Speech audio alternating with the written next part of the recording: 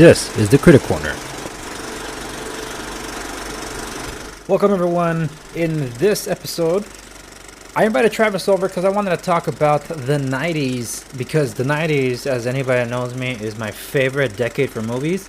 And believe me, Travis and I will go on for about an hour and a half, and after all was said and done, I felt we didn't even scratch the surface of how much there just was in the 90s. So originally I was intending to title this "The 90s Were the Best Decade for Movies." Changed my mind. It just turned out to be a reflection on the 90s itself. So I hope you enjoy this trip down nostalgia lane as we think back. And I know we're probably not going to mention some of the movies that you're familiar with that you love the 90s, because there's just that many movies. So without further ado, enjoy as Travis and I reflect on the 90s movies. Well, dude, we're going to have to get into it here, or else I know we could babble on for hours. Yeah. But we are on a timeline, too, for ourselves. I ended up getting the entire list of movies from IMDb because I had to. I did a little bit of research. I have some stuff on the monitor next to me that I pulled up, and I wrote just a couple things down because I was trying to remember about the 90s and just what to find it and some of the key movies and stuff. So I mean, when you see some of this stuff, you're like, wow, for real? I mean, the box office numbers don't tell it, but the lasting impact of some of these movies, yeah. And I think that's what the premise being talking about the 90s, like I kind of got you into this by saying that the 90s were the best decade for cinema. Changed my mind, but it's mostly because of almost everything memorable that I can think of, and everyone around me that will quote. Yes, there are classic quotes from movies that are older, but what I have realized is that even those cult movies type of things, a lot of those are from the 90s. And it stands out to me just how many of these have become timeless in short order, and how some of them have become untouchables. You can't touch it. And people tried and just failed because they tried in recent years to remake movies that were in the 90s. It's like, dude, what are you doing? And screw things up. I mean, the 90s also was dominated by the Bat, so that's also a great thing. I mean, the rise and fall of Batman, but yes. By the time I got to George Clooney, the Bat was almost dead. Yeah, but it gave birth to Batman the Animated Series, which is kind of like supply and demand. It was an inverse relationship, so it was something pretty cool. But yeah, just looking at 1990, I didn't know, because these gross receipts are based on contextually the cash value of that time. I didn't know the movie Ghost was the highest grossing movie in 1990. That blows me away. That was a big one. That was the peak of Patrick Swayze, right there when he did Ghost, because he had come off of Roadhouse. I want to say like in '88, something like that, and that kind of promoted him. Before that, I think. Yes, I think it was Dirty Dancing, Roadhouse. Maybe I'm wrong in the order. I think it's Dirty Dancing, Roadhouse, and then Ghost. He was on this incredible streak when he was doing that, and that was the movie that kind of launched Demi Moore as well, because in the 80s she was just one of the Brat Pack. She didn't have a defining movie up until that point. She was just in some of them, and that's sort of when she started to change her image and her look. we'll say. It's when she started to enhance herself. We'll say that.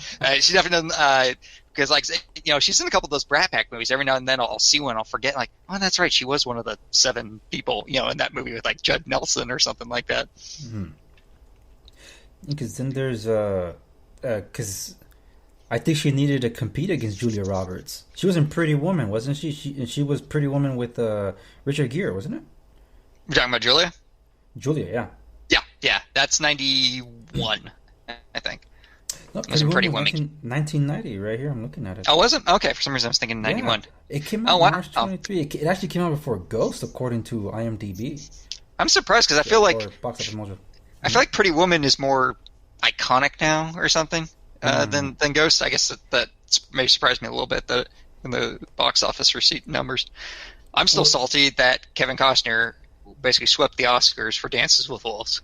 It's a fine movie, but Martin Scorsese should have won for Goodfellas. Wait, they eventually just had to give it to him for The Departed. We went, okay, we've like messed you over for so long. Here's a gangster flick. It's good enough. Here you go.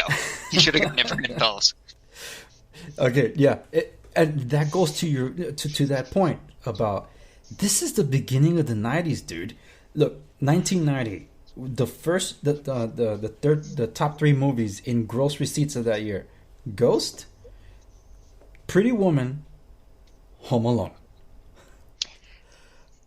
It's funny because I actually have Home Alone up on the screen next to me because I was like, what movie? What is one of those movies that defines the entire '90s? I would have to say Home Alone defines a certain segment of cinema for the entire decade. That kind of, I was reading an article somewhere that a lot of the '90s was about kind of a simpler cinema where it was,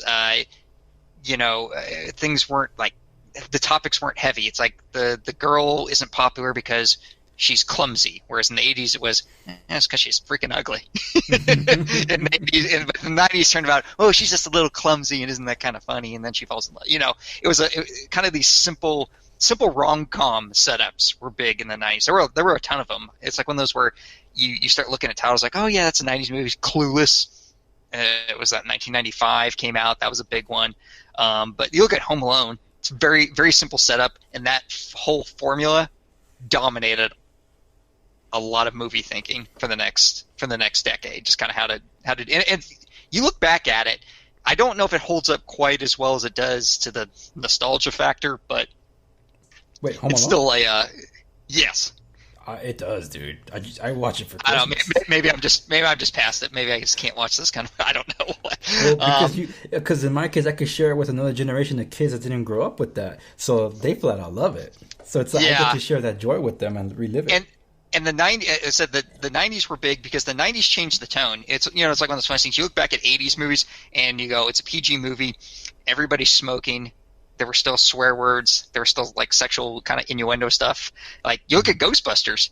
You're talking about Ghostbusters has some adult stuff in it. In fact, that's the perfect thing. The '80s were, like I said, they marketed things to kids that were for adults. That's what defines the '80s. The '90s shifted into no, it's actually going to be family friendly.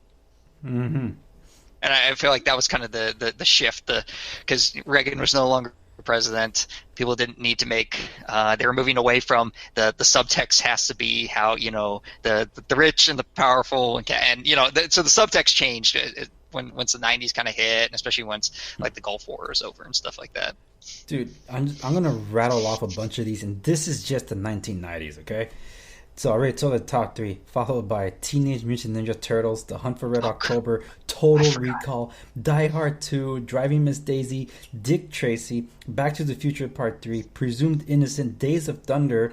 I'm not too familiar with this one. Another 48 Hours, Better on the Wire, but this one, yes. I've seen that one. Born on the 4th of July. Flatliners, the one that we have mixed feelings about, Dances with Wolves. There's Problem Child, Arachnophobia, Three Men. I forgot about. I love Problem Child. I love that one. I don't know if I would think it was funny again, but I have good memories of it.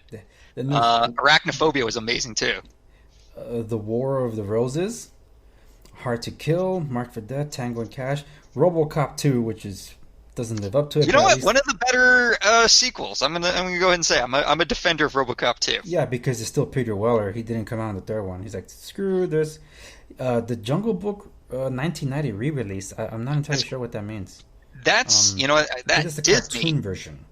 Disney took over the '90s. Was it Disney? Yes, you had the Lion King. It was Aladdin was in the '90s. Those were two of the big, huge. That was when animation got. Oh, look what animation can really. It was the Disney Renaissance because it was led by the Little Mermaid. You still haven't mentioned my. It might be one of my absolute favorite pure comedies of all time. I don't like too many just pure comedies. What about Bob? What about Bob? Yeah, that's probably one I'm not too familiar with. You have to. Bill Murray and Richard Dreyfuss. Wow. Classic. Tons of quotable lines. I want to say that was 1990. I remember seeing that at the drive-in with my parents. Well, I'm going to keep... I'm looking through the 1990s list. I see Young Guns 2, Steel Magnolias, The Gremlins 2, Rocky 5. I already mentioned Little Mermaid. Get this. Little Mermaid only... it made like 84 million? I don't know where those numbers are. Misery. At number 34 of that year is Goodfellas, just above Joe versus the Volcano and Darkman. Oh, that is, you know what? Kindergarten Cop came out that year? What? Arnold Schwarzenegger's most underrated movie. Predator 2, Child's Play 2, Internal Affairs from that year. Interesting. The Silence of the Lambs. Godfather Part 3. This one, I thought it was 89. I gotta double check that because Glory is 80s. Is considered an 80s movie. That's 89. Yeah. Yeah. It must have carried over because I don't know how they counted it back then, but if the release date was to qualify for the Oscars, so they launched it in December, and then it went wide in the following year. I don't know how they counted it back then. These guys are weird. Exorcist 3, Fantasia, they re-released it. Oh, Navy SEALs, right? That's one of the most accurate movies of Navy SEALs ever. So bad. We won't even talk about that. Groundhog Day, 1993. 1993. Another one of my Bill Murray classics. Robin Williams, Mrs. Doubtfire. Yeah. And Tim Burton was all over the 90s too. Yes, because he had done, I want to say Beetlejuice was the 80s, so that's what kind of, Beetlejuice and Edward Scissorhands. Then, no, actually, one of those is the 90s. Yes. It was Batman in 1989 that kind of set the tone for like, holy smokes, this guy's in demand, because then he followed it up with Batman Returns, which is, I'm learning, to be the definitive Batman for Burton, and I actually agree with it because it's something that it feels different from every other Batman movie made. It feels personable also, but I think most of all, it's got the tone that no other movies have. This is all complete control to Tim Burton, which is why Warner Brothers freaked out because like, dude, this thing is too freaking dark, and sure enough, it was. It was very dark, but we cannot talk. You mentioned it already, because 1991 was the Silence of the Lambs, but we cannot talk early 90s, the first 2 years. I mean, this is setting the tone for the decade, okay? Terminator 2. I was surprised you hadn't said it yet. I was actually looking at it up on the screen. I'm going by year. 91, Terminator 2, and Robin Hood, and they have Home Alone here again, so that's why I'm wondering if T2, that was another... I wrote, like, what defined the decade. One of the things I wrote down was visual effects. The 90s introduced CGI into mainstream movies. We're really starting with T2. It was one of the first big movies that used extensive, elaborate computer-generated effects to that extent. People went, oh, because, you know, in the 80s they had used computers for certain movies, but nothing that extensive, and certainly nothing that amazing. And it was followed up by the photorealistic pictures that were in combination with CGI and animatronics with Jurassic Park. 93. Jurassic Park, yeah. One of the, I still remember that. I want to talk about like moments. I remember seeing Jurassic Park in the theater because it was one of those movies that it was new at the time. They had the rumble seats with the with the bass for certain scenes. So as a kid, because I was 10 years old, you know, the dinosaur came on the screen. And the theater, you know, you could feel it coming up from the seats. They had said at the base that it kind of came up. It was like a complete sensory experience. That was one of those great childhood moments, was watching Jurassic Park in the theater. I think with whoever were my friends in school at the time. See, like you said, 90s defined by visual effects. The Renaissance period of animation, because Disney just came back with Toy Story. The dawn of the CG movies, led by Toy Story and Pixar. But Disney kicked it off with basically Little Mermaid, but then they solidified it with the first ever animated movie nominated for Best Picture, and that was Beauty and the Beast. They had Aladdin, like you had said. Pocahontas is kind of like the peak that they reached, and then they kind of petered off after that. They didn't really have much after that. But The Lion King was the highest right there. And the highest grossing animated movie of all time. So you have visuals, animations, the dawn of CG. I want to say, because when we think crime dramas, we think and we kind of focus on like the Flatfoots, the detective drama, we think kind of film noir. And I think that the last great one I can think of from like way back in the days where the retired detective has to be brought out for one last case, that's basically Blade Runner, but that was like 80, 82. And I can't think of anything off the top of my head right now without researching anything between then and the 90s. Because in the 90s, like, Silence of the Lambs was a character study, but it was still a crime drama. And Yes. it's stolen, literally stolen by Anthony Hopkins' 20 minutes of screen time, basically. It's like a haunting performance unlike any other. I still don't know how he won Best Actor. I know it's somewhere close to the top for shortest amount of screen time for a Best Actor win. Really? It was Best Actor? He didn't win Supporting Actor. They gave him Best Actor. That's why it was a big deal, because he was on screen for so little. Oh, man. It should have been Ted Levine. He was on way more. But yeah, so then we have that. And then you have, oh my goodness, what's that other crime drama? LA Confidential. I'm waiting for you to say that. I was like, isn't that one of your favorites? I thought that's what you were setting up. And of course, Heat. But if I bring up Heat, we're just going to talk the rest of it about Heat. But those are examples. But I think the one that stands out, like, also unique in all that because it's highly quotable, Seven. Oh my David goodness. Fincher in the 90s, Seven What's and in Fight the Club. box? Yeah, established a new style. More so Seven, because Fight Club took a while for it to gain its popularity. It did not do well when it first came out. And to some people, they still debate it. Yes, Fight Club comes up on a lot of lists. Most overrated movies, most influential movies. It's on a lot of different lists. I had one other thing written down here: parodies. The 90s started with one of the big things being the movie Scream. That sort of self-referential, that the movies were aware of the history of cinema or different cinema cliches within the movie. That kind of started a trend in the 90s that, well, it's still done to this day, but it's hopefully going to peter out because it's not doing too well anymore. But that was a big thing. And if you want one more name that defines the 90s, I think you can't say 90s without thinking Quentin Tarantino.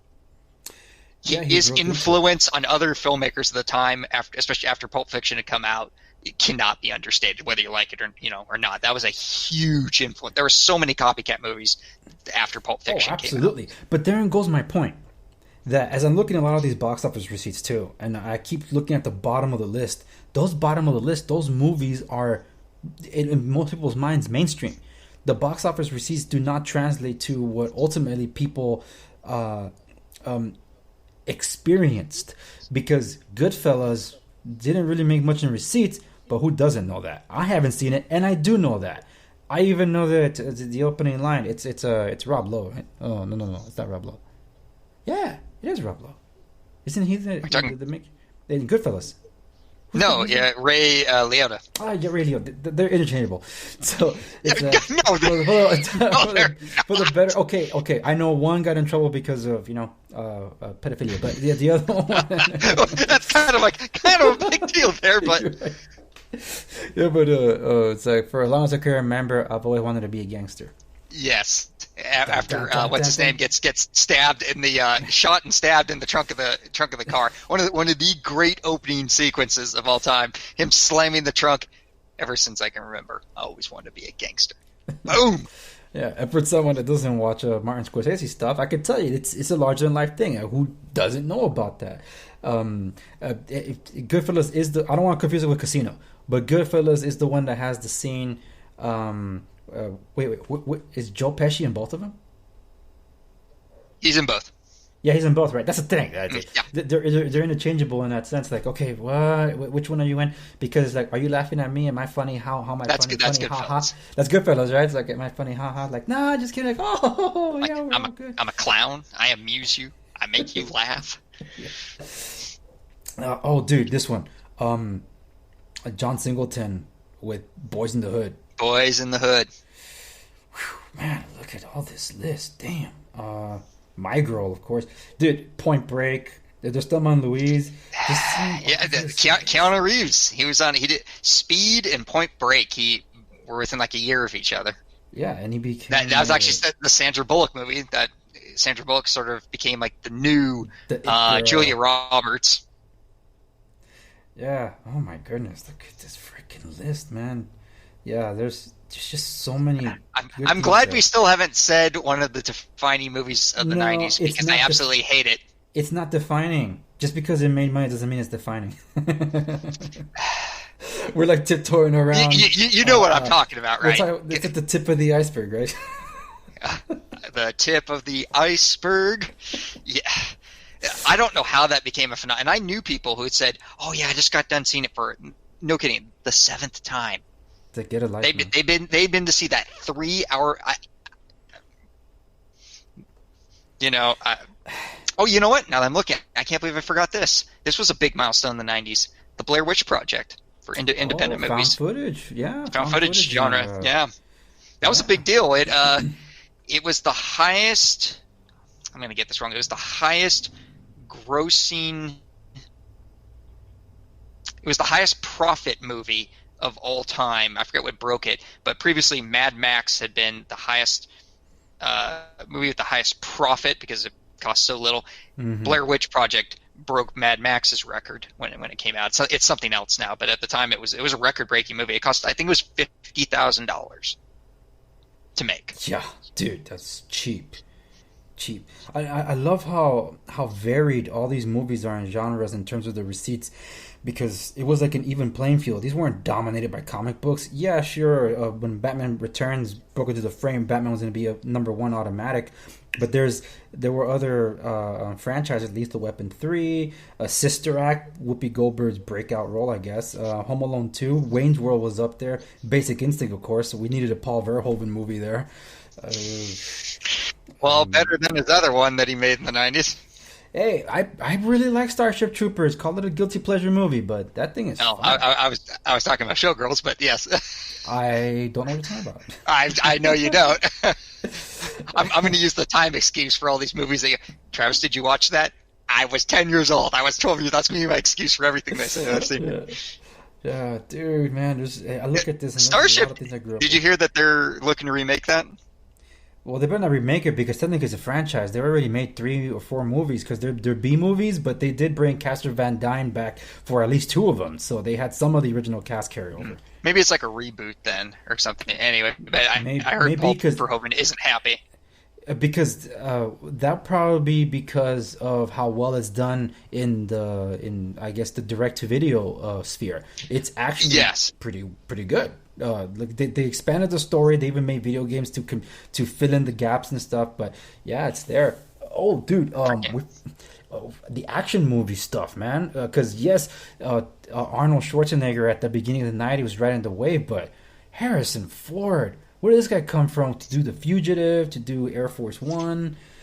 The early 90s belonged to Harrison Ford. He had like one of those, like I said, one of those streaks where he had like 3, 4, 5 kind of back to back. Patriot games.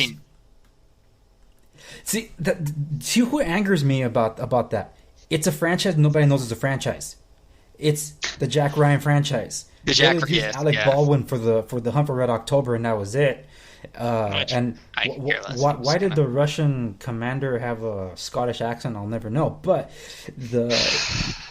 when you get what a Harrison Ford coming off of Patriot games, and I gotta admit, I don't get off my plane. That is one of the iconic line of the 90s. Yeah, but I don't think his movie Clear and Present Danger gets enough love. Because I gotta say, the convoy ambush scene and James Horner's accompanying music made it for one of the most intense viewing experiences of a convoy chase that I haven't seen since Sicario's Convoy, and that was a long time after. I'm like, when I saw the convoy thing in Sicario, the only other convoy ambush sequence, if you can think of it that way, that I could remember that gave me those kind of chills and suspense was the one from the Clear and Present Danger, because it does have like a 8 to 9 minute lead up, so it's not like it just creeps up on you. No, it's like you know it's coming, so you're just sitting there waiting for it to happen. And you just like in Sicario, you know it's gonna happen. You're just waiting for it to happen. Like, oh man, just knowing that it's coming is a whole other thing. But yeah, Oh, dude, I forget. Sleepless in Seattle? Yeah, Tom Hanks. Duh. We haven't even mentioned Forrest Gump. Let's not go. I think I had to watch that with my mom. It was one of the sentimental movies that as a kid you're like, why are you forcing me to watch this movie? Look, But it's a defining movie. But see, it's a defining movie of the '90s. It has that kind of simple setup, very family, in terms of it's just very simple, and it doesn't go for the drama the way like it would have if it had been an '80s movie. It doesn't get too heavy. It keeps it light, kind of the whole way out. I feel like that was a defining trait of the '90s. Don't go too heavy. Whereas the '80s, like all the directors would go, "You gave me the script that's kind of light, but I want to make it a little bit dark." Like I think of like the John Candy movies of the '80s, like Uncle Buck or something like that. Like they were supposed to be really light, but there'd always be some like really heavy element to it. Like he's actually overcoming alcoholism or something like that, or he realizes he's a terrible father, but it plays it a little bit darker. It didn't keep it that kind of light and fluffy the whole. well, we were seeing it through Tom Hanks' eyes, his character, Forrest Gump. So that's the way he viewed the world. He like some Apple, like some fruit company, and it's Apple. So we did see the movie through his perspective, and I think that was Robert Zemeckis' last great movie. I can't think of anything good he's essentially done since then because he's petered out. He did. I'm forgetting it. I know he's done one. Did he not direct Flight? Yeah, with Denzel recently, I'm not a fan Did you of the not? movie. Did you not like that? No, I thought he was trying too hard. Oh, really? Huh. Yeah, I mean the technical. I really enjoyed that one. For the technical achievement of the plane crash was pretty spectacular, but maybe it was my biases that were carrying over to the movie. Because one thing I can't credit Robert for was his venture into motion capture animation, and what he was trying to achieve over 15 years. And in those 15 years, he produced only 3 results out of them, and you can say it materialized with A Christmas Carol, where he utilized Jim Carrey in motion capture roles, but he started it with The Polar Express. That one, for whatever reason, ended up becoming a Christmas classic. I don't like the movie at all, and I think that the 3D motion capture actually detracts from the movie, because the tricky part about it is you can't get the physics right. One movie that was super expensive and looks way better than that is 2001 movie that it tanked at the box office, Final Fantasy: The Spirit Within, and that one's motion capture. Steve Buscemi, Bing Ma, Alec Baldwin. I forget who else is in there, but it's a great cast of voice actors there. Well, they're not just voice actors; they're doing the motion capture acting too. Steve Buscemi, did I mention him? He's in it, and just to see what you could achieve in 2001 and make such beautiful looking human beings without it. Even Von Rames, I forgot he's in it. It looks great, and how does that look better than something years later than Robert Zemeckis breaks into the frame? He did it with Beowulf. I thought I would like it. I didn't. I hated it. I saw the I didn't like director's cut. Beowulf. I remember seeing that. I was. I loved the poem, man. I was a big fan of it, and then I'm like, oh crap, you let me down here. He was going for style over substance.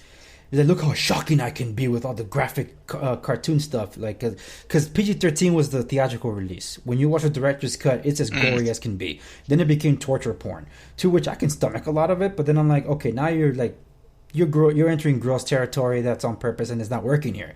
The shock value is not there. So then, the Polar Express, not interested. A Christmas Carol was way too dark. But most of everyone agrees that it captured the spirit of Charles Dickens' novel. And the motion capture is fantastic in that one. But by then, it was too late. Disney cut the budgets and shuttered his studio. That's why he moved on and did Flight. So when he came back to direct a real movie, I felt that he had lost his touch. I just didn't fall into Flight. It's a movie that I knew where it was going from the get-go. The only technical achievement, like I said, I could point to is the flight sequence, but that's about it. I'm like, I don't know. Maybe it lost its thunder because of the movie Sully. So maybe it was bad timing. But I felt Denzel's performance, I think, kept me in it. Particularly one of the last scenes when he's at the hearing For I don't know. Maybe I go back and I would think differently. My memory tells me I go to certain scenes in that movie, and the flight scene is such an achievement that it's one of those. You might be right. I might go back and see it differently, but that's like one of the best 9-10 minutes. It's the flight version of the opening of Saving Private Ryan. Yeah, it has that kind of feel to it. Yeah, which is another '90s movie. Thanks for bringing it up. Like Tom Hanks was marking the end of the '90s. That's 1999. 98. Is it 98 or not? I always get confused. Okay. No, it's 98 because there's a storybook into all this, and it's like just you said it was visual, and it was stamped at the end of the year, which I'll save it for a little later. But keeping on with Tom Hanks. You said Saving Private Ryan. We started off with Forrest Gump. I know Philadelphia has its reputation, so I gotta give kudos to Philadelphia. But the dude was in Apollo 13 also. Dude, what wasn't he doing? He got back-to-back Oscars for a reason. I keep forgetting how good Tom was in Saving Private Ryan because I know it's Tom Hanks. So when you watch it, like, oh, it's Tom Hanks. You know, Tom Hanks walking with a bunch of other guys. But I couldn't get into it. I did wait. When did you last see it? It's been a long time. Watch it in 4K. Maybe that'll change it for you. It usually does. You watch movies like that, and all of a sudden you see it with the 4K HDR. It does give you a different perspective. It felt too. I have problems with those kind of Spielberg movies. So Spielberg does those kind of movies a certain way, and I just kind of have trouble with them. Elaborate on that point. It's leading. It's leading to the scene where he's going to say something like, "All right, I'm actually a school teacher at home," and there's like foreshadowing, right? There's certain things of how Spielberg does character development that's just a little. What the? He has trouble straying from his commercial roots, like his Indiana Jones. He breaks away from it sometimes. Like I want to say Schindler's List. Talk about the '90s. Yeah, I feel like that movie. He that's like his movie. Like he just went. It's a masterpiece. Other movies, I just feel like he starts to go Spielberg with it, and as soon as he does, I just kind of go. It just he manipulates the audience too much, and I don't like it. Oh, I'll agree there. It's kind of it works for some people. I mean, he knows camera angles like nobody's business. It just his movies don't work for me at that level. I would never say they're bad. I just go. I always end up saying I feel that one's a little overrated. That's usually my opinion about a good Spielberg movie. Yeah, well, I can't take away from Saving Private Ryan in that it laid the foundation for Band of Brothers, so they can expand the world that they were trying to portray in order to honor the greatest generation that they so called, right? And yeah, they answered the call, but it did do something that hasn't been done before and put you into the horror of it.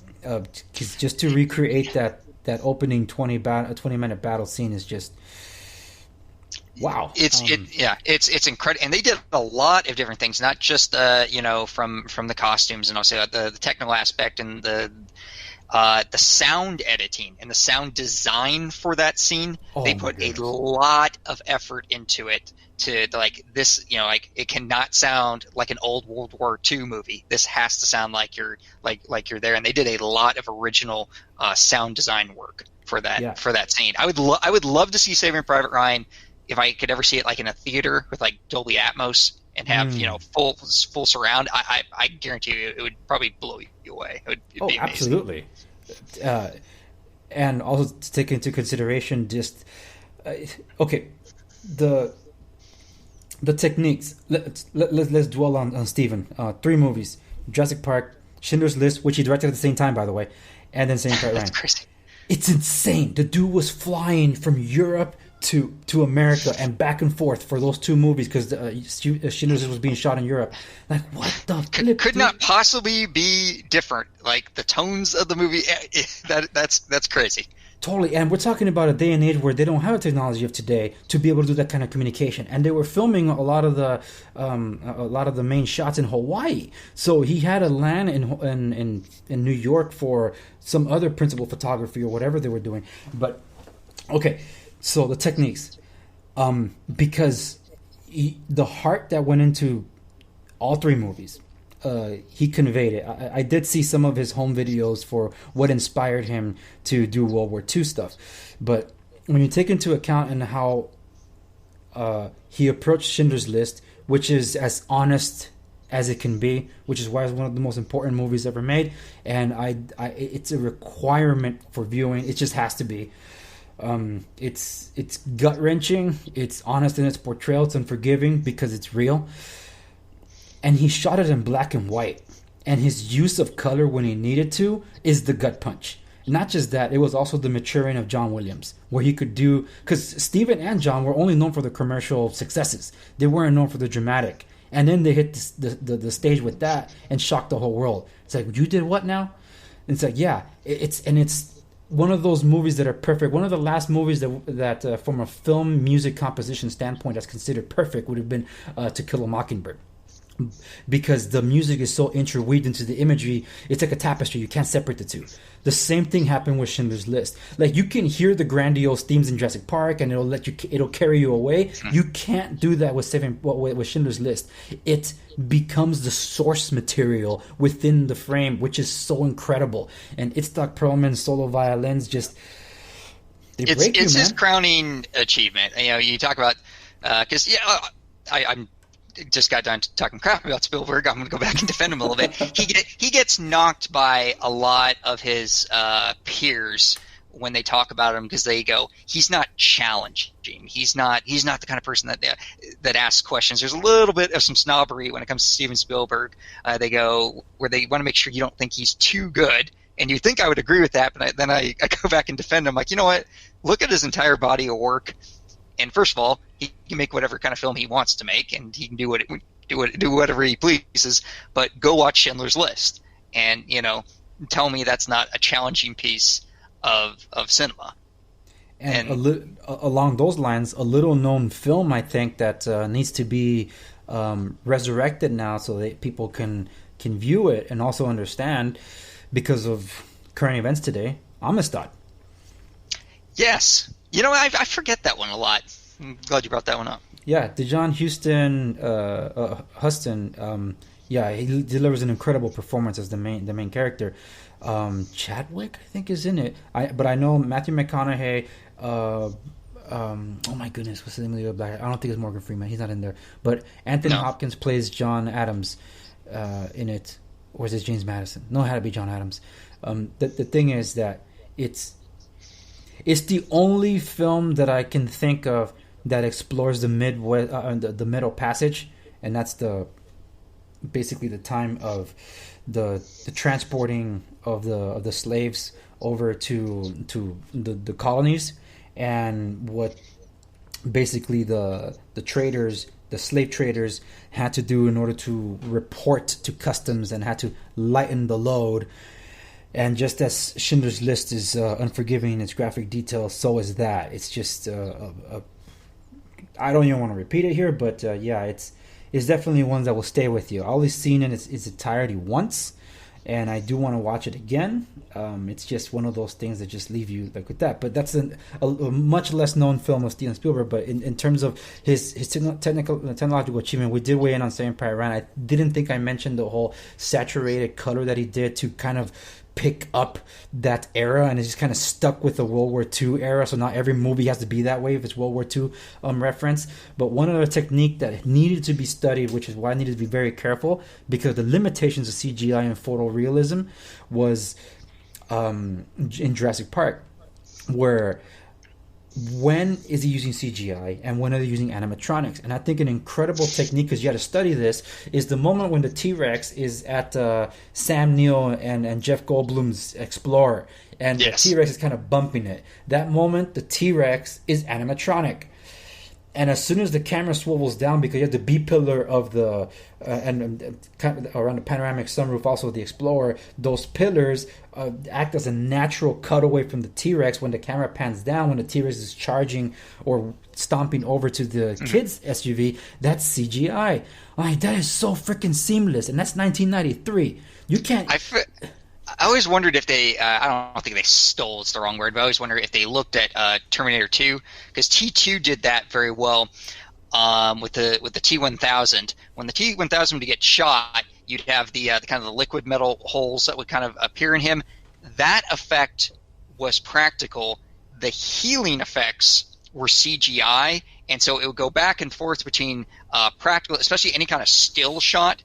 Most of those were practical effects where it showed like he'd been shot or blown up, and he was kind of deformed and things were protruding. Those were all practical effects, and then they would use limited CGI, usually just for the healing effects. Incredible blending, because you go from a cut to cut. You'd have practical CGI right back to a practical within a couple of frames of each other. Worked very well.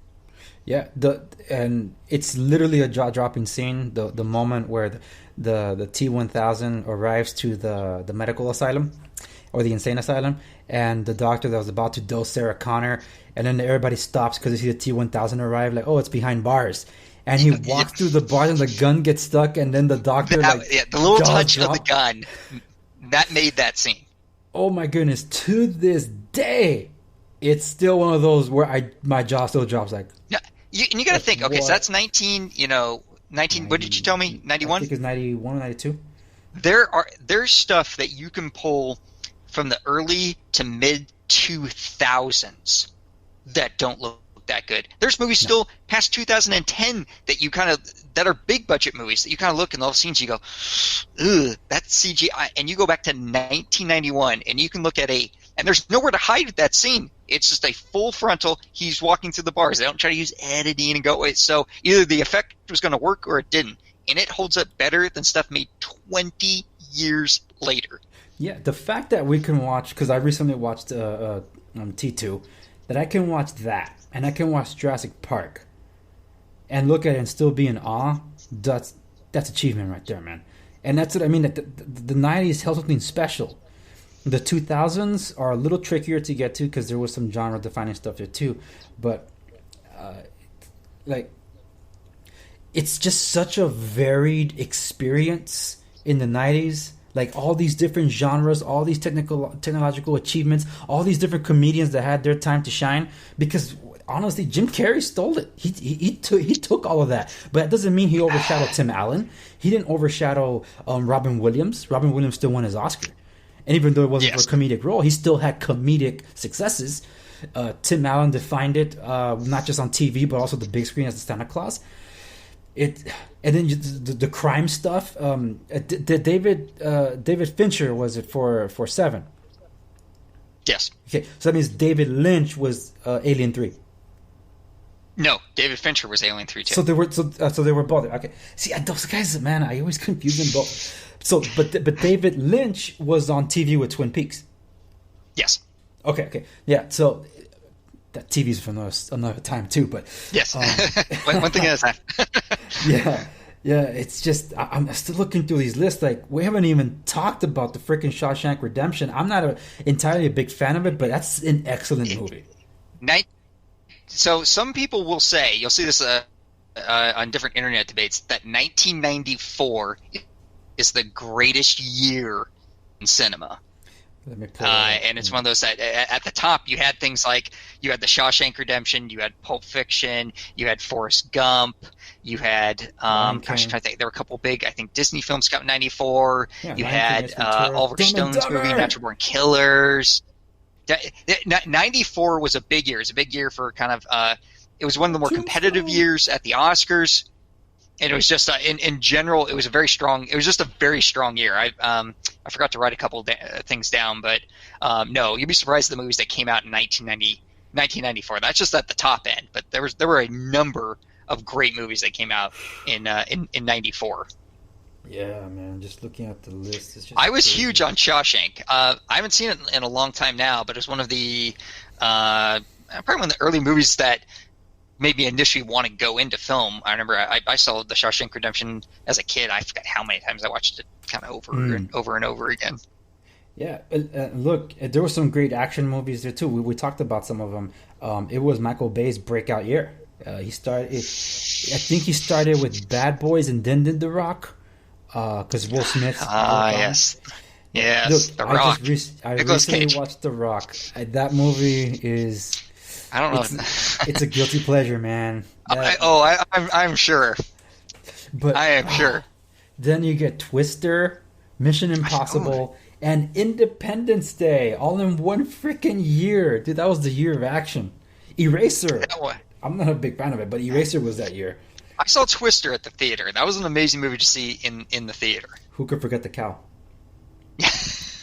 Hey, and is it just me, or were there a lot of war movies that were not like battle movies? They were more like court dramas. You like Courage Under Fire, A Few Yes, Good Men. Because you can't handle the truth. Yeah, that's one iconic. Yes.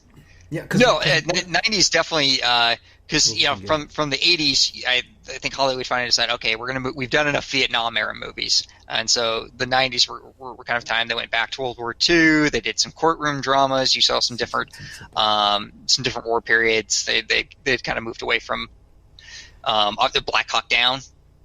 They started doing current event stuff. I forget. Black Hawk Down was 90. Black Down was 2002 or 2001. Really? You're gonna make me look It's this the up. I 2000s, bro. swear. It's after Gladiator. Gladiator was 2000. All right, Oh. you're making me look this up now. I could swear it it was a up. '90s movie. It's an 01. Oh, I am wrong. I could swear it was '99. Okay, all right, I blew that one. Yeah, and look, dude, I didn't even mention the Coen brothers. Freaking Fargo. Phew. That was a bit. They had a huge run. I feel like the '90s were movies that only people who are big Coen Brothers fans know, with the exception of The Big Lebowski. The '90s belonged to the Coens, just nobody knew it. They had Barton Fink, which is like a great art film. It cleaned house at the Cannes Film Festival. They had Miller's Crossing, which amazing movie. Don't spoil it for me. I that one's on my view list. I have it. I need to see it. Okay. But they had that, the Hudsucker Proxy, then they did Fargo, they did obviously the Big Lebowski. I want to say I'm Yeah. forgetting. There's one movie I feel like I'm forgetting in there. Maybe I think it's Grand Range. they did. I'm forgetting their filmography here. After they did Raising Arizona, that's the 80s. They did something. Anyway, the point, they had like at least 5 movies in the 90s that are amongst their best work, or some of their most iconic work. A lot of people haven't seen things like I said, Miller's Crossing, which you have to see. Barton Fink, which is sort of required viewing. Everybody knows The Big Lebowski now. Another one of those movies didn't do very well when it came out, and it was exactly. not critically reviewed well either. A lot of people kind of slammed it as kind of this like stupid Even some mishmash of genres. cast. Yeah, it was some of the cast. Oh my goodness, what's his name? John Turturro. That's his name, right? Yes. The Jesus. Yeah. He hated it. That's hilarious. Because then, like in recent interviews, because they were celebrating I think the 20th anniversary. He said he's grown to love it because what everybody knows him for now. Well, yeah. Nobody messes with the Jesus. I know. I just saw this movie. They did a black and white movie with Billy Bob Thornton called The Man Who Wasn't There. Great film noir movie. Oh, there's a film noir. Yeah, I want to say that it was like 1998. They either did it right after The Big Lebowski or right before it. So it must have been after Pushing Tin. Wait, Pushing Tin or Tin Cup? Which I forget which one of those is Billy Bob Thornton. They're kind of interchangeable. Pushing titles, Tin. But Tin Cup is the Kevin romantic Costner. one. Yeah. Okay. Yeah, it's that's the golf movie with Kevin Costner. Pushing Tin is with I'm forgetting his I'm forget his name now. Besides Billy Bob. It's not coming to me. Oh, that feels terrible, but Oh, yeah. but yeah, no, some great the 90s. I wrote this down. 90s was the introduction of a couple great directors. P.T. Anderson came on with. I think most people know him for Boogie Nights, was his first big movie. But I saw a movie he did. It was it might have been his first feature-length movie. It's an incredible movie called Hard Eight. It has Samuel L. Jackson in it, Gwyneth Paltrow. There's a couple other big names in it. It's one of his first big movies. It came out either like 1995, 1996. That should be on your short list. to watch. It's one of his very first movies, Hard Eight. Oh, dude. Also, some iconic horror movies. I almost forgot about Event Horizon. I recently watched it. I'm like, whoa, this is not Paul, not Paul Thomas Anderson, but no, not that Wes Anderson. Wes Anderson. Oh my goodness, Wes Anderson came out in the '90s too. Rushmore and yeah. Bottle Rocket. Did you know that right now there's because the Snyder Cut of the Justice League movie has inspired a lot of this group that's been trying to finance to restore the surviving film stock of the damaged copy of Event Horizon. It's considered the mother lode of all cuts because about an hour's worth was destroyed. Oh wow! Yeah, we're talking about a lot of movie. So this movie was like at least 2.5 hours long. So the final product is like an hour and a half. And I only watched it because this YouTuber named The Critical Drinker, he was dissecting it because he's always criticizing I know that guy. bad movies. But yeah, I love him for what he started doing. The Drinker Recommends. I've been following since day one because just the fallout after the Game of Thrones stuff. This guy started chiming in, but he wasn't new to YouTube. He just happened to have a hit critique of the Game of Thrones, and this is coming from an actual novelist with a repertoire of books to his name. So it's not like just this no name. And he weighed in on the Event Horizon. I'm like, fine, I'll watch it because you said so. And you're talking about a crap director who did one of the most guilty pleasure movies with one of the most. I think if you can define the 90s in one soundtrack, it's Mortal Kombat. That's it right there. That's the 90s. No, for a fact. Late 90s was my boy Terrence Malick's big comeback for the Thin Red Line. After 20 plus years out of the game. Kubrick's last movie came out in 1999, Eyes Wide Shut. Mm-hmm. So it was the swan song of some big directors, and it was a lot of big directors. I want to say, didn't Christopher Nolan, isn't technically his first movie made in the 90s, or was it in his pre-Memento? He has that like little short movie. No, following. You could say it's a small film that he entered into a film festival in England. So it's not anything that came to the United States until after Memento. He did do a student film, which is it looks like a stop motion horror film. It's a short film.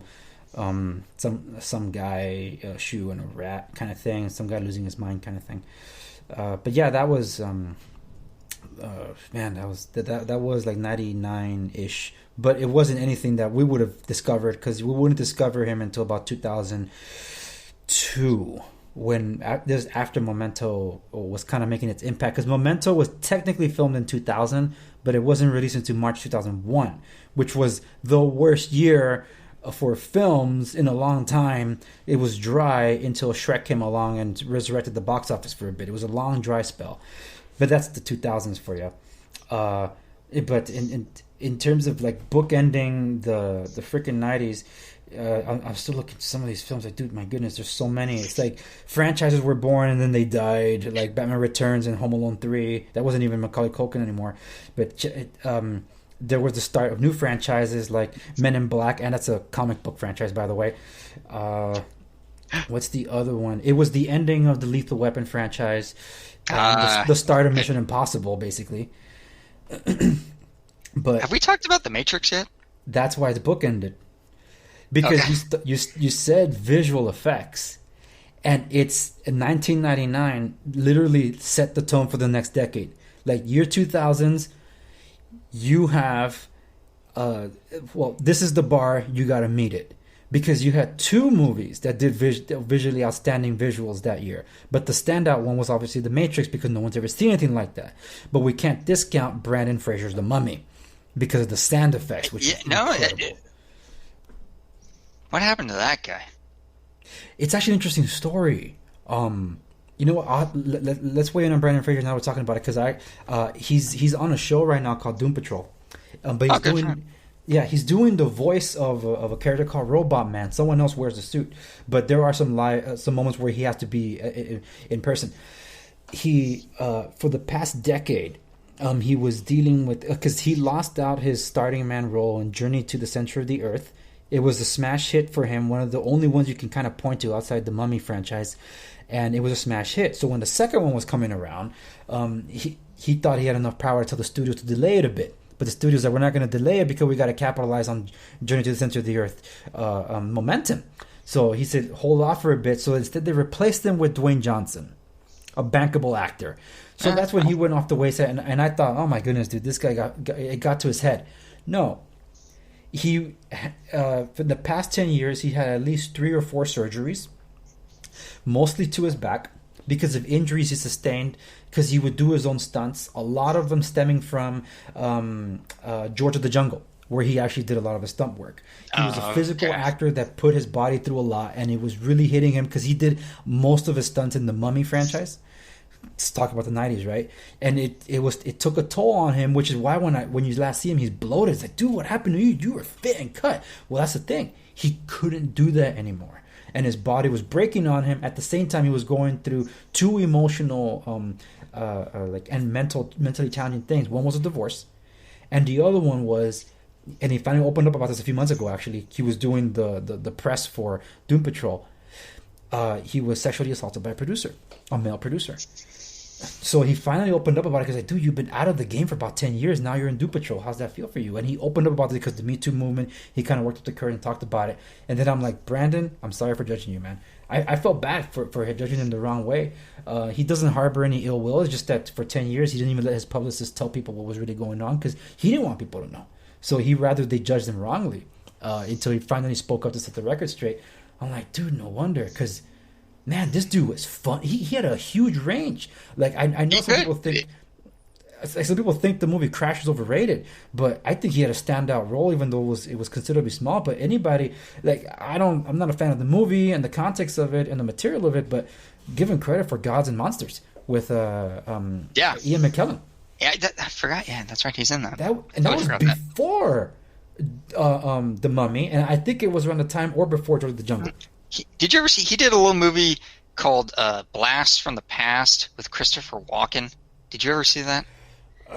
No. Christopher Walken's kind of like this, like 1960s. It's the Cold War. They're going to drop the bomb, and he's made like this bunker for his family.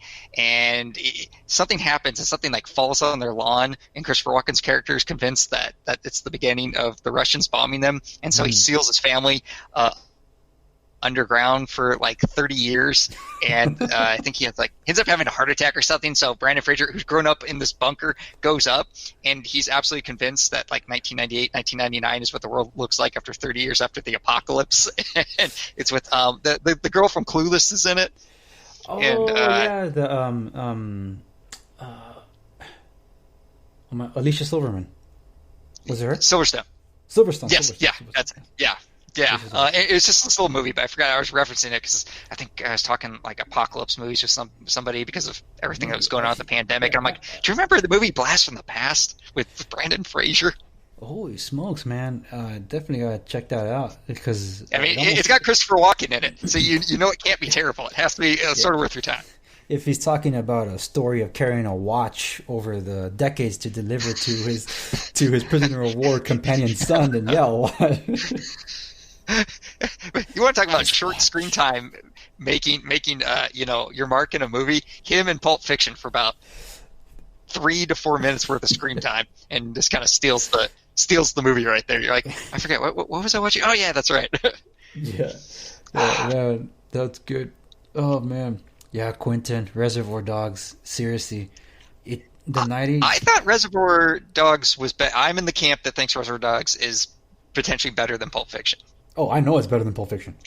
I feel like Pulp Fiction was more influential in terms of that was the movie that caused a lot of filmmakers to do this kind of pastiche, play around with the timelines, bring that in the mainstream. It doesn't have to be a linear story. He did and he still does it. You take a genre and you play up on the cliches of the genre, but you add something to it or you invert something. He's done that with tons of his films, but at the time it was still kind of unique. When Reservoir Dogs came out, a lot of people didn't like it. Siskel and Ebert got into a big fight about it. on their show. I want to say Ebert didn't like it, and Siskel thought it was good.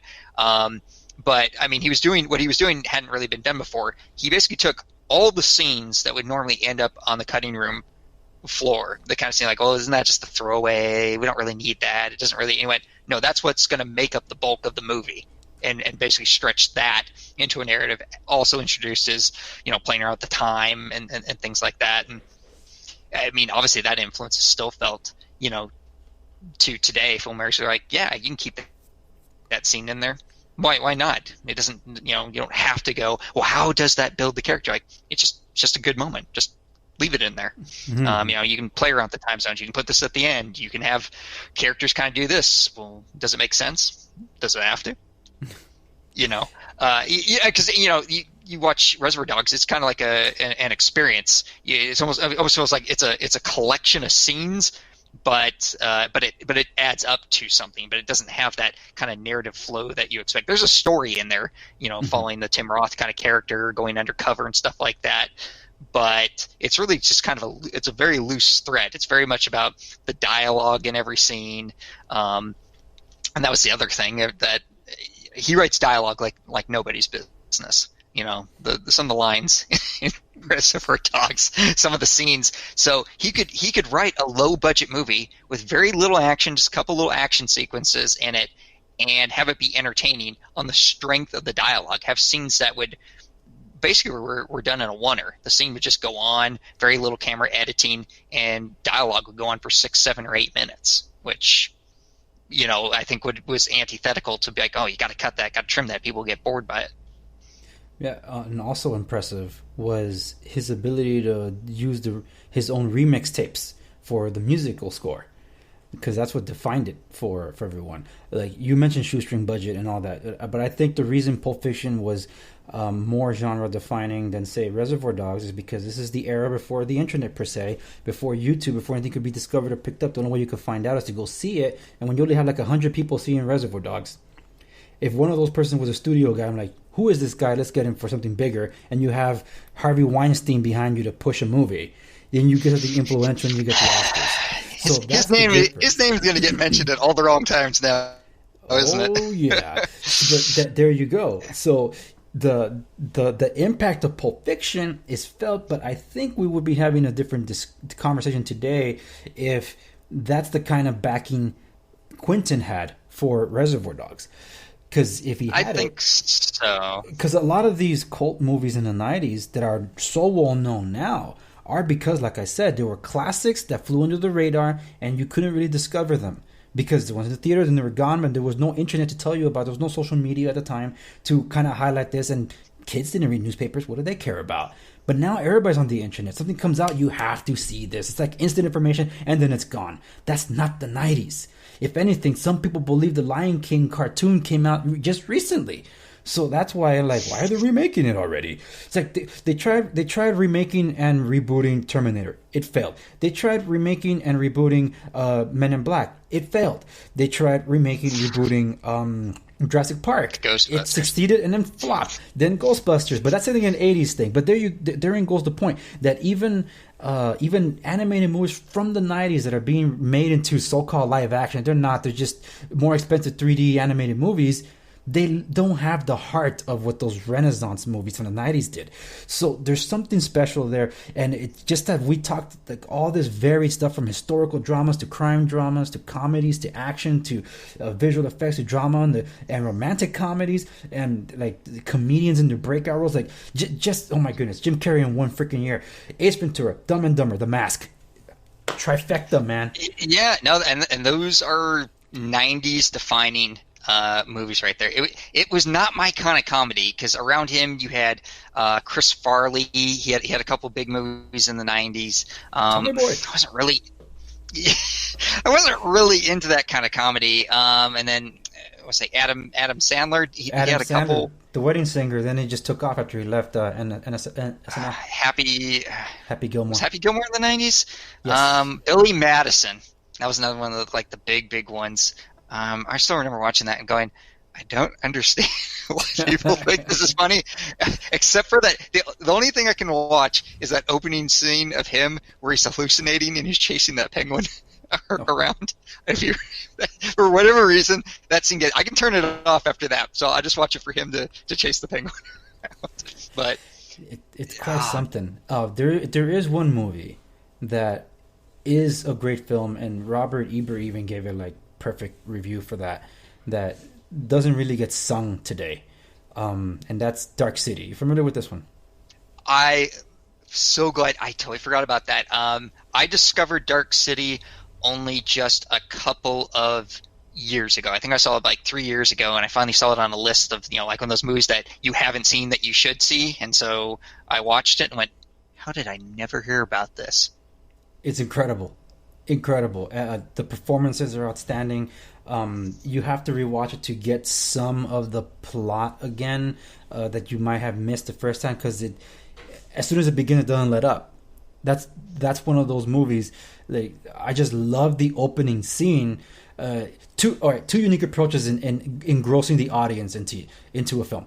This kind of reminds me of that little exchange from Get Shorty with John Travolta and Gene Hackman, where they're reading a script, like this like the holy grail script of all movie scripts, and it's called Mr. Lovejoy. And John Travolta's going to read it for the first time, and he reads it, and it's like, okay, Mr. Lovejoy's sitting in his van with his hand camera. It's like, is he following somebody? And then Gene Hackman says, keep reading, it's a grabber. That's all you ever hear from the script. But that's the MacGuffin that everybody wants. So, two approaches to that. How to grab an audience from the beginning, because John was already gripped by that opening line from the script. The Dark City and Heat. Heat begins dialogue-less for how long? I don't know how long you go without dialogue. It's just Robert De Niro walking after being transported somewhere. And there's no dialogue for minutes. It's one of my favorite openings of all time. It has a weird way of setting the mood for the movie, because you go into it, especially if you've seen the trailer, you're just expecting, okay, it's kind of an action movie. And it has this sense with the music and the train is coming in, and that opening scene, that everything is kind of in that opening shot. That's going to be this big kind of epic movie, that there's going to be a lot of character development. It's all kind of there in that opening shot of what's the composer's name? Help me out here. Jerry, no, the Elliot Goldenthal. Yeah, His score for that shot of the train coming in sets everything for the movie. I feel like right there, that shot coming in and the music that's playing over it, that there's going to be some depth there and character, and all you're seeing is a train coming in, and yet you already kind of know that it's not just an action movie. Everything that the movie turns out to be is set up in that scene. It's about meeting Robert De Niro. It's very subtle stuff, him setting up his character, and him walking through that hospital. That has to go on for at least kind of 6-7 minutes. There's some stuff that happens after it. No, there's no dialogue for a good long while, but you're already in the movie. It's one of my favorite openings of all time. Since I recently watched it, my wife chimed in. She's like, "Oh my goodness, what a great beginning!" And like, she's noticing. It's like she's already engrossed in it. Doesn't matter how tired it was when we started off late that night, and we did go to sleep at 1 a.m. because it's an epic film. But she could not wow, this is, I know it's because it's been a while for her, so to get back into it's pretty amazing. So contrasting that to Dark City just like, it's a bam.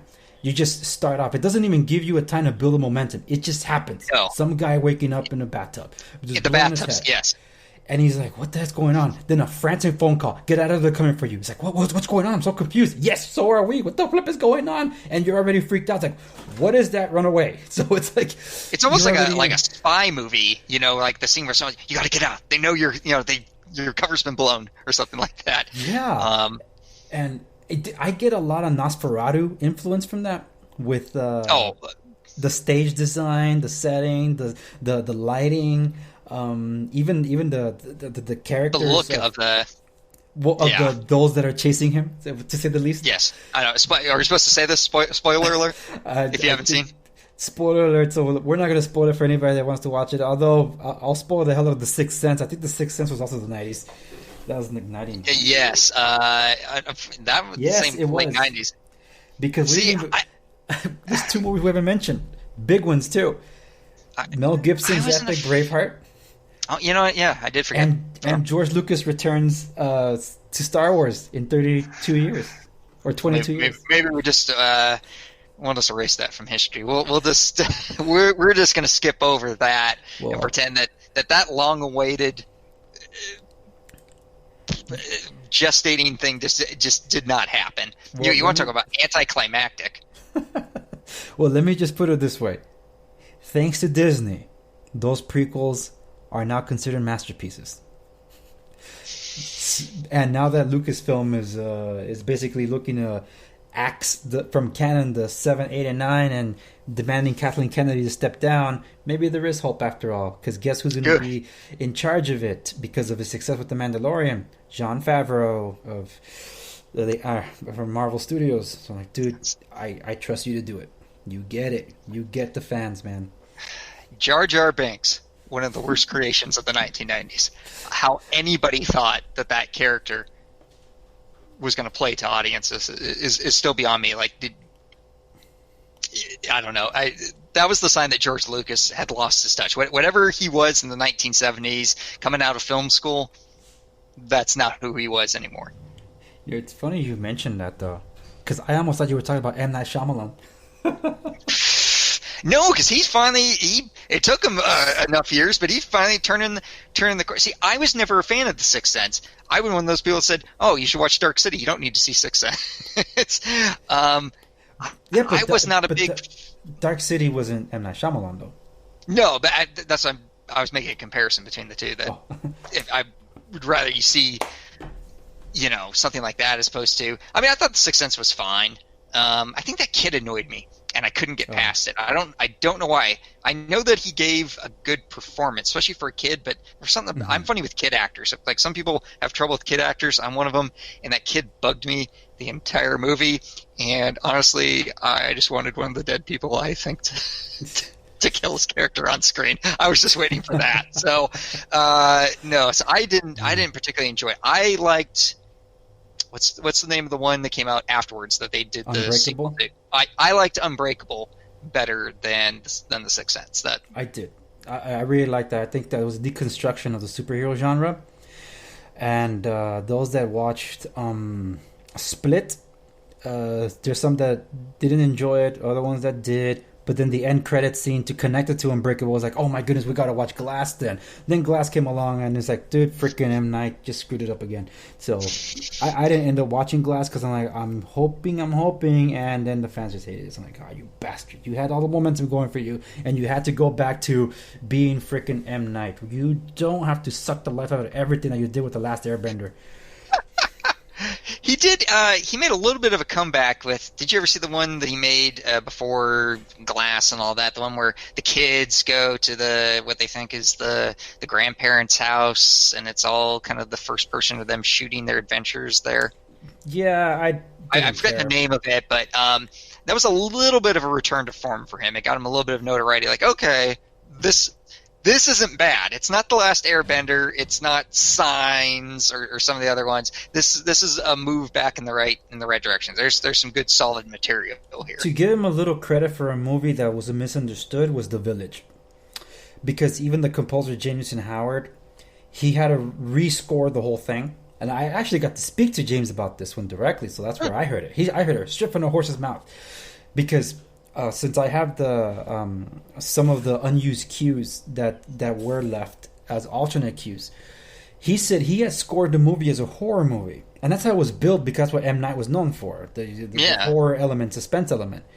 But M. Night didn't like the music, so it's like, I don't understand what he's talking about. And then what's his name? James had to redo it with a subtle romantic hint to it to portray the character of Bryce Dallas Howard, because it was more of a romantic story and in a way of a heroine coming to her own despite the fact that she's blind to the world around her, literally, figuratively and literally. So with all that put into place, it changed the direction of what the movie was going for. And it's so think of it as a romantic movie with horror elements, but that's not how it was built. It was built as a straight-up horror movie, which I think has a fantastic plot twist if it was marketed correctly. But of course, it has some of that signature M. Night where it's like overtly serious, like scenes that don't need to be that serious. Like, okay, and why is everybody so monotone? It's like, what's going Well, on? he's sort of responsible, I feel, for some of his own bad press in that he's not victimless when it comes to this. His reputation is about the twist, so it's difficult to watch his movies because you don't go to sit to just watch his movies. It's all about how is it setting up the twist, and is the twist going to be amazing? After he made The Sixth Sense, that became his calling card. So if you didn't like the payoff, you almost kind of forgot if you enjoyed 95% of the movie. Because it was all about if the payoff isn't there for me, then it wasn't good. The one where everyone's killing themselves. Oh, The Happening. Yeah, like that one. Except for that one just wasn't good. I don't think from beginning to end. That has Mark Wahlberg's greatest acting. What's that scene where he looks at her? No. Yeah, the voice in my tummy, you're gonna kill me in my sleep. Kill me in my sleep, weren't you? Yeah. Yeah. That was M. Night Shyamalan really starting to head downhill. I think even the studios were like, I don't think we can just give you the money anymore to do what you want. No, and he kind of got rid of all that goodwill with Glass already. Like, dude, freaking. I know he was starting to build it up again. He had a little momentum behind him, and then he just. You know what? Some people you have like one or two great movies in you, and that's it. It's just like some people like you have one or two great books, or some bands. You get that one album, that one song. That's all you got. That's all the greatness that you had in you. Yeah. Well, unfortunately, because we got to wrap it up, and this is kind of the reflection of the '90s. It's just. It's incredible because before all this, when we were talking, you kind of mentioned how you see '70s as the golden era, and that's something we should chime into next time. But the '90s for me, that's why it stands out to me. The '70s, I felt were still, not to get into it, but when I think of the '70s, it was two things: film noir and science fiction, because breakout with Star Wars and all that. But those two are the things that I think of when in the '70s. But we can dissect them next time. Whereas the '90s, I always feel there's something for everyone and things that are still being discovered. Just like you mentioned, you just recently discovered Dark City. There literally is anything and everything of every genre that anybody wants to explore. You'll find it in the '90s, from animation to all sorts of adult genres, and even films that technically are considered X-rated or not rated. Even those movies exist, and they're infamous for being in the '90s. Boogie Nights should have gotten an X rating. Showgirls somehow, in my opinion, is more tame than Boogie Nights, but Boogie Nights earned the R somehow. So there, when you see it, like just how varied it is and how many careers rise and fell in that sphere, and how some actually recovered too since then. It's really impressive to see it all play out, because it's just something for everybody, man. That's what I love about it. Not one type of genre, like a fantasy adventure or science fiction or comic book, because you can say that about the past 20 years. It's just dominated by comic books. It's annoying, starting off with X-Men and then becoming popular with Spider-Man. But there are highlights in those decades. But the '90s, that's why it bookended a millennium, nearly a millennium of filmmaking too. And it paid an homage while setting the stage for the next millennia that has yet to match the quality and quantity of the quality available in the '90s. So with the exception maybe of Vanilla Ice's rendition of "Go Ninja, Go Ninja Go" on the Teenage Mutant Ninja Turtles 2 soundtrack. But you know what? We'll forgive him. That's one of those great pieces of '90s history right there. Oh man, yeah. Well, like I said, we always have Mortal Kombat. Oh man, wow! What a time to reflect on. That's not even talking about the film music of that era, because there's a lot there too. But man, I wrapped it up. So if you had top 3 movies you can think of the top of your head, we didn't prepare for this, but let me rephrase. Top 10, because there's just so many. If you had top 10 movies of the '90s that you can rattle off on your head, they're like, yeah, what would they be? Because even I don't know. I'm just gonna rattle off whatever I come up with. In no particular order. Gosh, if I decide to start rattling stuff off, I'm gonna have to go with my director. So starting with 1990, I'm gonna have to go with Goodfellas, Martin Scorsese right there. I'm gonna go with The Thin Red Line just because it was the return of Terrence Malick. So I'll go with that. The Coen Brothers, I'm gonna cheat here and I think I'm gonna take a couple of theirs. I'm gonna say The Big Lebowski, and I'm gonna put Barton Fink, I think, in there too. Those are definitely my top two from the '90s. For a nostalgia factor, because I loved it so much as a kid, I'm gonna put The Shawshank Redemption in there for sure.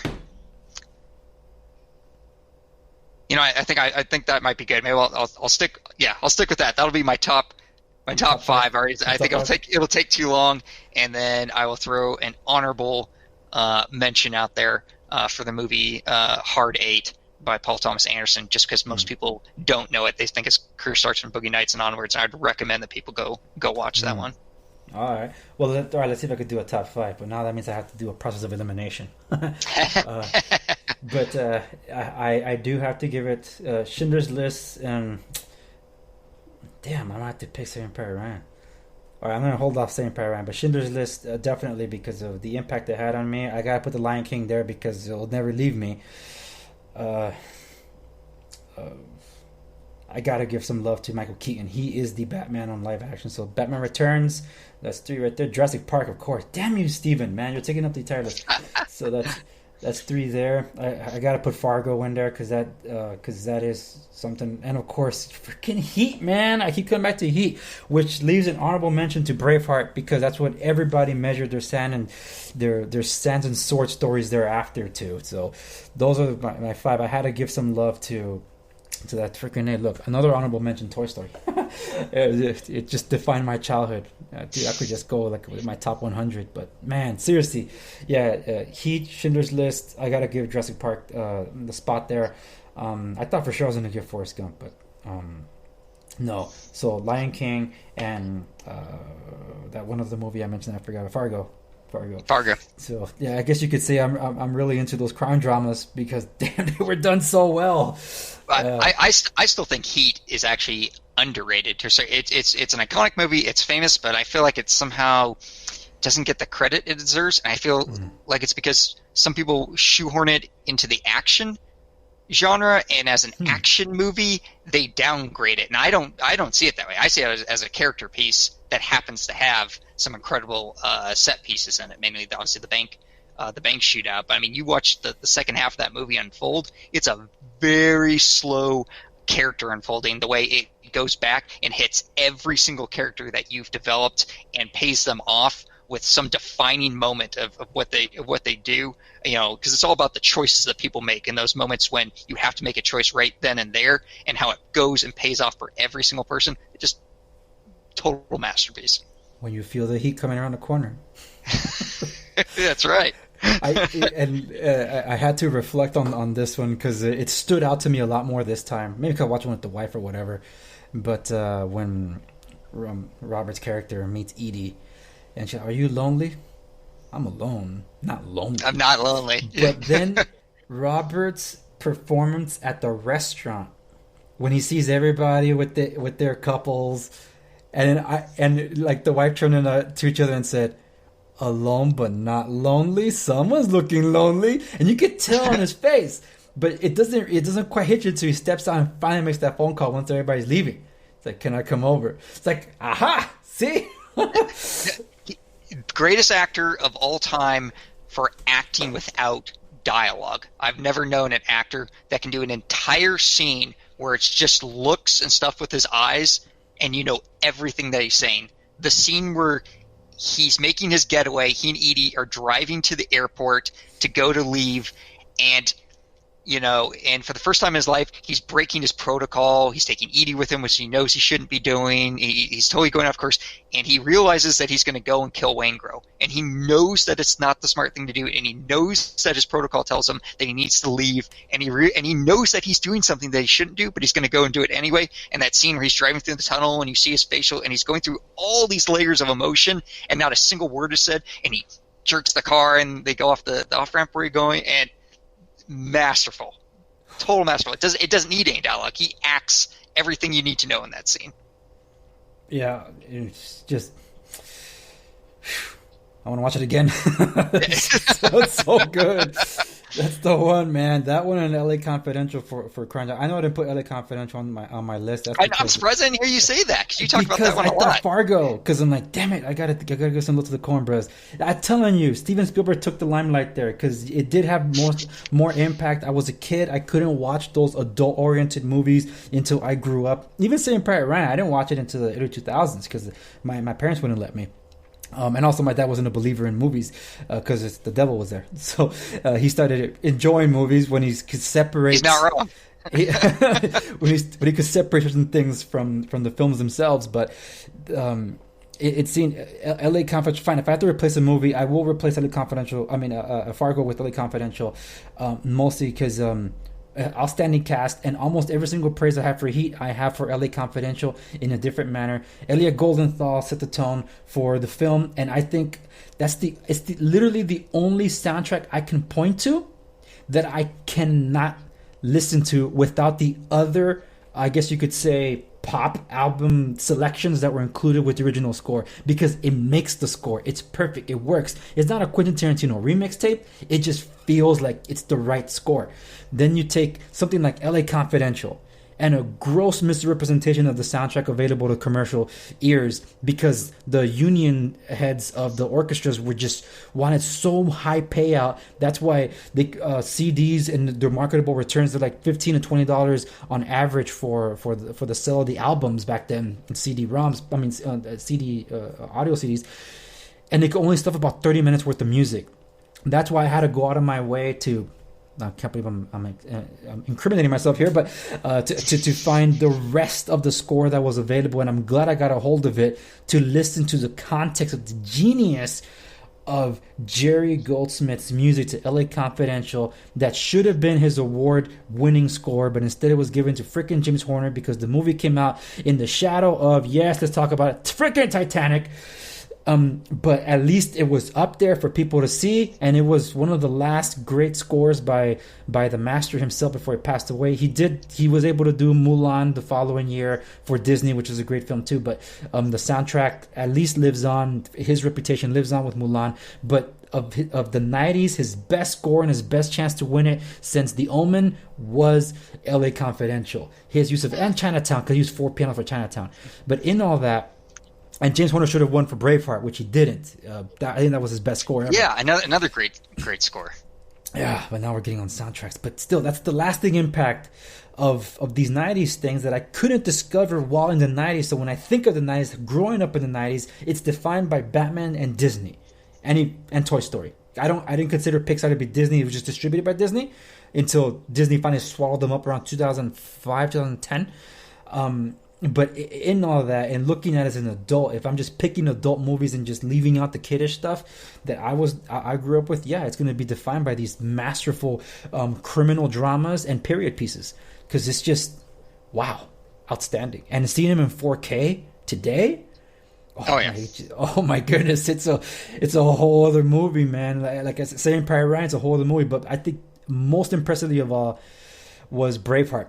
Because the opening scenes I always felt were too foggy on VHS, so that when DVD cleared them up a bit, you can see it in 4K, man. I'm like, oh, I haven't seen this kind of detail. I was telling the wife every moment, like, I haven't seen this. And just to speak about media aesthetics a bit, the sound design, the camera work with the editing, and the score, as the nobles with their armies for the first time are going to face the English army. And the English are coming. Because prior to that, the scenes say, oh man, the horses and the army, you can feel the ground rumble because they're coming. And yes, you heard the ground rumbling. And then James just underscoring that. And then emphasizing just the sheer might of this army that just showed up. That was really good. No, I remember seeing it. I remember seeing that. It was those battle scenes were incredibly powerful, especially because I hadn't seen a lot of, say, like Kurosawa's work or anything like that. So I think that was the first time I was like, wow, like this, like really hand to hand, big battle scenes. I definitely couldn't think of anything prior to that kind of came anywhere close to equaling the scope of those battle scenes. Yeah, love the '90s, man, and I'm so glad that you participated, chime in on this, because man, there's no way I could have just talked about this as one person. Because there's some things I've seen that probably you haven't seen, and there's stuff that you have seen that I know I haven't seen, especially with Martin Scorsese's work, like Goodfellas, Casino, and whatever was in between and thereafter. But yeah, it's just so much influence in that era that still felt to this day. And next time, let's come on and talk '70s. All right, let's bring it. All right, buddy. Good to have you on, and that's it for this one. So we'll sign off, and I'll talk to you later. That's it. Hope you liked it. See you in the next one.